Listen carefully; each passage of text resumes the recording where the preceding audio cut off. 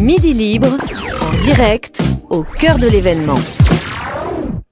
Bienvenue sur midilibre.fr, de l'info, des interviews et des rencontres. Je rencontre aujourd'hui deux personnes de la société Albatros.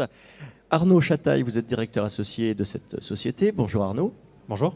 Et bonjour également Patrick Ville, également directeur associé d'Albatros. Alors, si je peux résumer votre activité, vous allez aider des entreprises, mais également des collectivités locales, à aller chercher des financements plutôt sur des réseaux régionaux, nationaux, voire européens. J'ai bien résumé ? Je crois que vous avez parfaitement résumé l'activité d'Albatros. Effectivement, notre métier, c'est d'accompagner des dirigeants d'entreprises et des collectivités locales dans leurs projets de recherche de financement au sens large, avec une forte spécialisation d'Albatros dans la mobilisation de financement public pour nos clients. Très bien. Alors justement, on va rester dans le domaine public.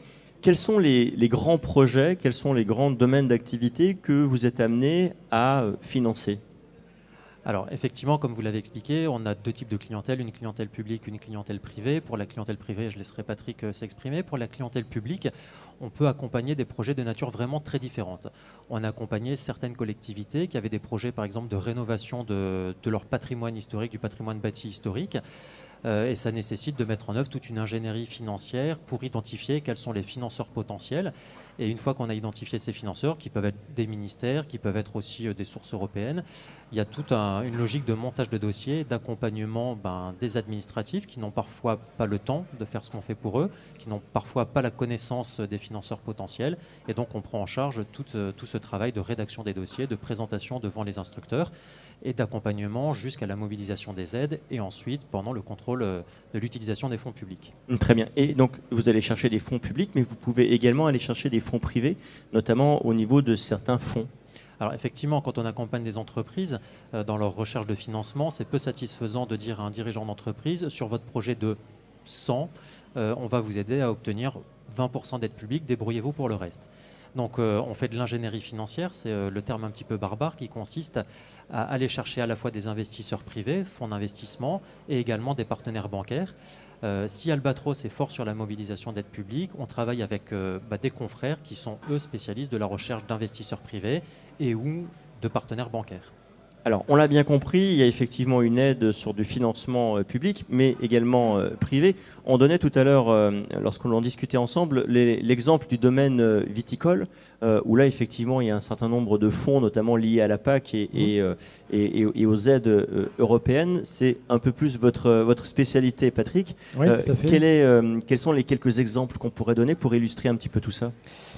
Alors, sur une question d'actualité, c'est par exemple un appel à projet qui va s'ouvrir dans peu de temps, qui concerne la filière vitivinicole et qui va consister à ce que l'Europe vienne soutenir tous les efforts de promotion, que ce soit des caves coopératives, des caves particulières, des négociants ou tous les acteurs de la filière, donc sur des marchés pays tiers, c'est-à-dire en dehors de l'Union européenne, avec des cofinancements qui sont quand même très importants, qui sont de l'ordre de 50%, c'est-à-dire que, imaginons qu'un viticulteur parte faire un salon en Chine, tous les frais liés au salon, c'est-à-dire à la fois les frais du stand, mais aussi ses propres frais de déplacement, et parfois même jusqu'aux frais de personnel de ses collaborateurs, de ses propres collaborateurs qui seront présents sur place, tout ça peut être cofinancé à hauteur de 50% par l'Union européenne dans le cadre de ces fameux programmes. Donc ce sont des enveloppes considérables, qui fonctionnent par appel à projet d'année sur année, sur des programmes qui sont triannuels en règle générale,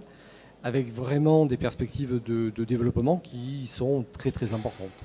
Très bien. On a un peu l'impression que justement il existe énormément de systèmes de fonds, de financement un peu dans tous les sens, mais que finalement ceci est une espèce de grand panier de spaghettis avec des ficelles dans tous les sens, on ne sait pas trop jusqu'où ça va. Comment on se sort de ça ? Comment on arrive à trouver finalement son chemin dans ce labyrinthe ? Alors vous parlez de labyrinthe, c'est une réalité. Je crois qu'à un instant donné, il existe plus de 6000 dispositifs d'aide publique ouverts. Donc c'est vrai que c'est impossible pour nos clients, que ce soit des chefs d'entreprise ou des collectivités, des directeurs généraux de services par exemple, de connaître l'ensemble des dispositifs. C'est notre métier de les connaître. Et pendant qu'on identifie à partir d'un projet qu'on nous confie, un projet de développement d'entreprise, un projet d'une collectivité, on identifie, nous chez Albatros, rapidement quelle est l'enveloppe la plus pertinente à mobiliser ou quelles sont les enveloppes les plus pertinentes à mobiliser et à chaîner les unes avec les autres. C'est notre savoir-faire. Et pendant qu'on fait ça, nos clients peuvent faire leur métier, qui est de diriger leur entreprise, qui est d'administrer une collectivité. Donc c'est vraiment cette expertise avec des outils de veille qu'on a mis en place au sein du cabinet pour savoir quels sont les dispositifs ouverts, ceux qui sont encore dotés financièrement, ceux qui sont éteints et ceux qu'on peut aller mobiliser en fonction de calendriers qui là aussi sont parfois complexes à travers tous les échelons régionaux, nationaux, européens. Alors, et ça sera ma dernière question. On l'a vu durant ces 2 jours ici, une des principales problématiques, on va dire, dans les années à venir, ça va être les baisses de dotation de l'État. Est-ce qu'aujourd'hui, des entreprises telles qu'Albatros peuvent devenir tout ou partie, je dirais, la solution de ces baisses de dotation? Est-ce que vous pouvez demain être, en quelque sorte, le bon samaritain de nos collectivités locales? Alors, tout ou partie, peut-être en partie, dans la mesure où on se positionne vraiment comme le chef de projet externalisé de nos clients sur cette problématique de recherche de financement.